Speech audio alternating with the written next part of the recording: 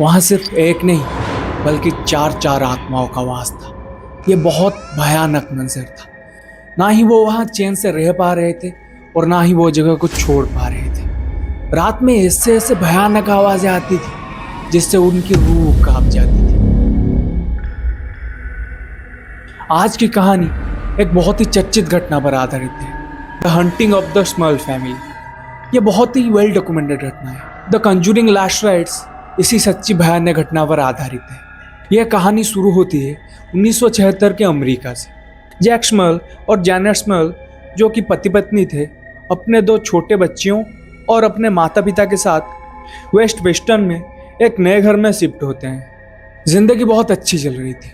उनके दो जुड़वा बच्चे भी हुए, लेकिन सिर्फ एक रात में उनकी पूरी जिंदगी बदल गई। साल 1985 की एक काली रात थी। सब लोग सो रहे थे।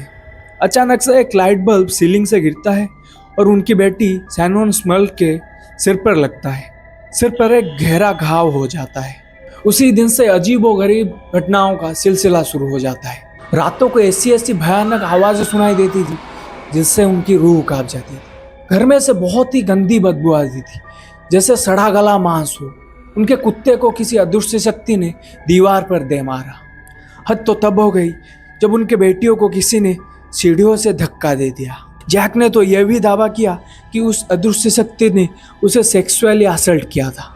स्मॉल फैमिली के कहने के अनुसार उन्होंने 2 बार एक्सोर्सिज्म करवाया उस मनहूस घर में, लेकिन कोई फायदा नहीं हुआ। फिर उन्होंने उनकी आपबीती को और लोगों तक पहुंचाने के लिए टीवी प्रोग्राम्स में इंटरव्यू देने लगे, इसी उम्मीद में कि शायद कोई उनकी मदद करे।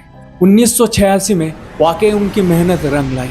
वो एड और लॉरेन के नोटिस में आए, जो कि थे उस समय के प्रख्यात पैरानॉर्मल इन्वेस्टिगेटर्स। वो बहुत ही बड़े पैरानॉर्मल इन्वेस्टिगेटर्स थे। द कंजूरिंग मूवी सीरीज के सारे मूवीज उनके रियल लाइफ पैरानॉर्मल केसेस पर ही आधारित हैं।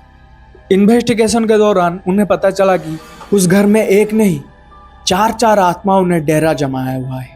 एक बूढ़ी औरत, एक छोटी बच्ची, एक आदमी जिसकी मौत वही हुई थी, और एक शैतान।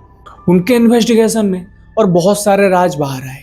उन्हें पता चला कि वो 3 आत्माएं उस शैतान के काबू में हैं, और वो शैतान उन 3 आत्माओं को इस्तेमाल करके स्मॉल फैमिली को नुकसान पहुंचाना चाहता था। जब पहली रात एड ने उस भूतिया घर में पवित्र जल डाला तो बहुत ही अजीब चीजें होने लगी।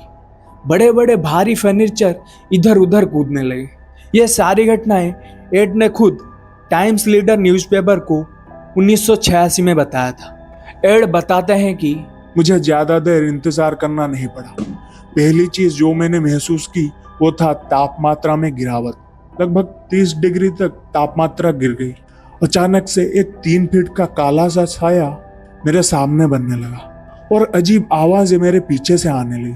बहुत सालों के एक्सोर्सिज्म और प्रार्थनाओं के बाद वहां भूतिया घटना कम हुई, लेकिन तब तक स्मॉल फैमिली पूरी तरह से टूट चुका था। उनके ऊपर उन घटनाओं का बहुत गहरा सदमा छूट चुका था। आखिर में 1998 में उन्होंने उस घर को छोड़ दिया। अगर आपके घर में ऐसा कुछ हो तो आप क्या करेंगे? कमेंट्स में बताइए। अगर आपको ये भूतिया कहानी पसंद आई तो लाइक कीजिए। अगर आपको ऐसे ही रहस्यमय अनसुलझे सच्ची घटनाओं पर वीडियो पसंद है तो ज़रूर सब्सक्राइब कीजिए।